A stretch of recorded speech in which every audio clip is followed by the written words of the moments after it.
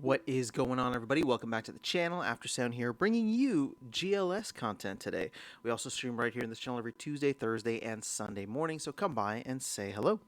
All right, guys. Well, obviously, we had the big announcement from Splinterlands yesterday about the restructuring of the company as well as further layoffs. So that does affect the GLG side. And for those who may have missed it, obviously, the big news is that Aggie is taking over Genesis League Goals, and then we got a post yesterday from Chicklet. So Aggie's taking over as CEO, I should say. And here's the post from Chicklet that came out yesterday, shortly after that announcement was made. I don't want to read this whole thing to you, but I am just going to try and skim through as much of it as possible and then give my opinions at the end. So she tagged everyone. As some of you all may already know, our parent company has decided to split, so that includes the separation of GLS, GLG. Then she goes to say, we have dedicated ourselves to maintaining a positive outlook, maintaining a laser focus on design development. Here's the important stuff. What can you anticipate from us in the near future? So they have been working, and main thing, I have made the decision to expedite delivery of what you've been eagerly waiting for. Previously, there was a mention of a GLUSD burn event that was going to coincide with skills, but they have canceled that, or at least have made the decision at this point in time to cancel it. Instead, the team's primary focus is on seamlessly integrating skills into the team management experience and gameplay alongside the introduction of ranked play with rewards. So we are opting to release these features simultaneously, allowing us to deliver them sooner, which is great, than initially anticipated. As outlined, the white paper or as outlined in the white paper, there's a total of 5 million GLX allocated for rewards per season.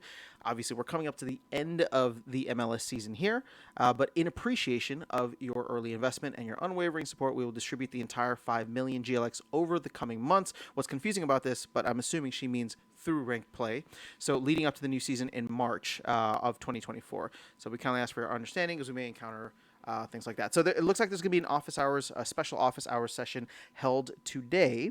But that's kind of where things are at. And obviously, Chatter is no longer with the group, so anytime you need to reach out, you can reach out to Chicklet instead. So obviously, this is good news for people who have been waiting for a game like myself.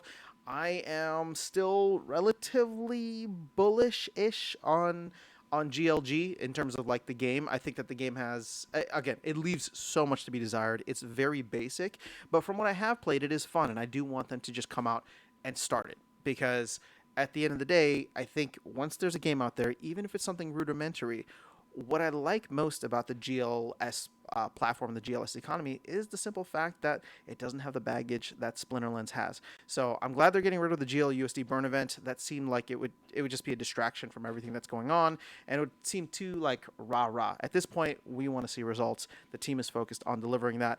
I don't know when they're planning on putting this stuff out. Obviously, it's not going to come out in September.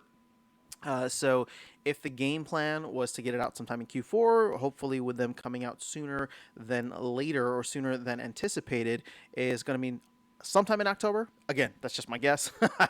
I have no idea, but I would love for them to get it out before the end of the actual MLS season. What that'll mean, though, and what I kind of like about this is that if you are an early adopter to the game, you're starting early, there's a chance to get a ton more GLX because the total 5 million GLX that's supposed to be dedicated out per season, which will last generally a whole year. So since the game hasn't come out and we had the season start in March of this year, it's going to end very soon, but the rewards would still go up until March of next year when the next season begins. There's a chance to accumulate quite a bit more GLX. So at this point in time, I don't have a bunch of cards.